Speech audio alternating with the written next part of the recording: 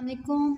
तो आज हम करेंगे start hepatocellular carcinoma. Hepatocellular carcinoma high yield topic है, very very very important from liver pathology.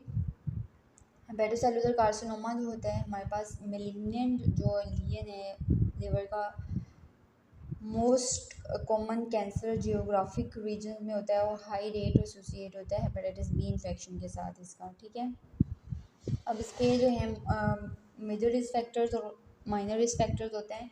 Major risk factors में हमारे पास क्या आ जाता है, क्रोनिक अगर हेपेटाइटिस किसी को बी है या सी है वो आ जाता है। ठीक है, इसके अलावा अगर किसी को अल्कोहलिक हेपेटाइटिस है वो आ जाएगा।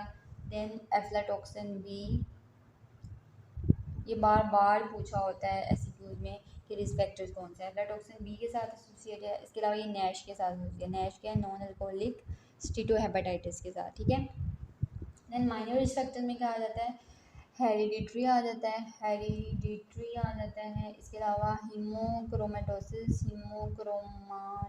आ जाता है। इसके अलावा विल्सन डिजीज़ आ जाता है, विल्सन डिजीज़।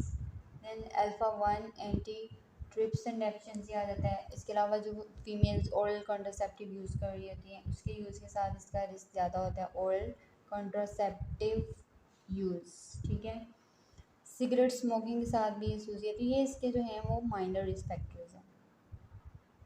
अच्छा, मैं एक बात आप लोगों को बता दूँ, मेरी ये कोशिश होती है कि मैं अप टू द पॉइंट जो है आपको जल्दी से जो है वो कवर करवा दूँ।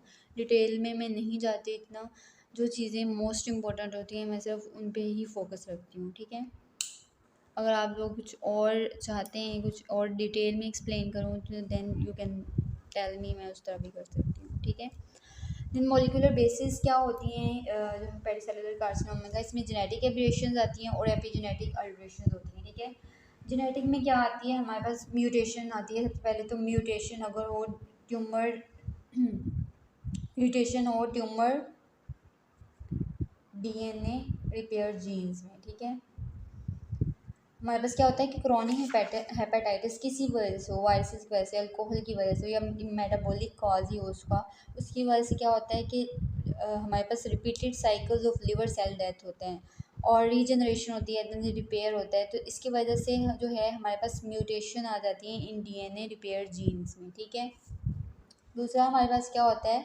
हमारे पास होती जाती है activation of oncogenes, activation of oncogenes. ठीक है, केरास में म्यूटेशन जो है वो हो सकती है। इसके अलावा जो है WNT सिग्नल जो transduction proto oncogene beta catenin pathway जो है उसमें म्यूटेशन या ओवर एक्सप्रेशन हो सकता है। तो ये भी इसके साथ जो है जेनेटिक अल्ट्रेशन में एसोसिएट होता है। देन हमारे पास तीसरा क्या आ जाता है, इनएक्टिवेशन हो सकती है ट्यूमर सप्रेसर जीन की, inactivation of tumour suppressor gene. ठीक हो गया, ये इसकी जेनेटिक अल्ट्रेशन होती हैं, इनएक्टिवेशन ट्यूमर सप्रेसर जीन जैसे कि TP53। तो ये इसकी जेनेटिक अल्ट्रेशन है। इसके अलावा एपिजेनेटिक अल्ट्रेशन में क्या हो सकता है कि MYC मिक जीन जो है उसकी एम्प्लीफिकेशन जो है वो हो सकती है।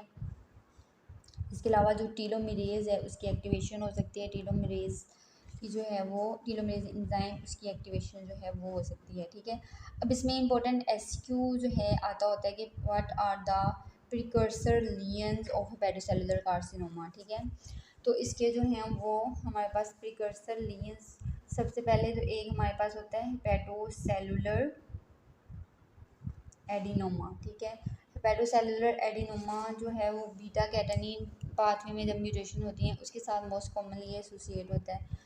देन हमारे पास क्या एक इसका प्रिकर्सर लिगेंड, पहले तो ये बता दूं प्रिकर्सर लिगेंड क्या होता है कि किसी भी कार्सिनोमा के डेवलप होने से पहले जो हमारे पास कुछ प्रिकर्सर लिगेंड्स होते हैं ना, उसको हम बोलते हैं कि वो प्री मेलिग्नेंट लिगेंड है या प्रिकर्सर लिगेंड है। कार्सिनोमा से पहले की जो हमारे पास डेवलपमेंट होती है उसको हम बोलते हैं प्रिकर्सर लिगेंड्स, उन्होंने आगे लीड करना होता है कार्सिनोमा में।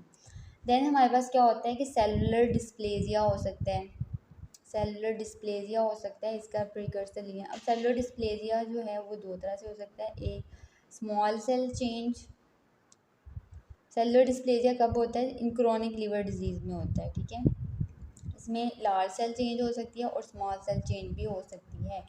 ठीक है। लार्ज स्मॉल सेल चेंज में क्या होगा, हमारे पास न्यूक्लियस टू साइटोप्लाज्मिक जो रेशियो है हाई होगी। ठीक है, न्यूक्लियस टू साइटोप्लाज्मिक रेशियो ज़्यादा होगी।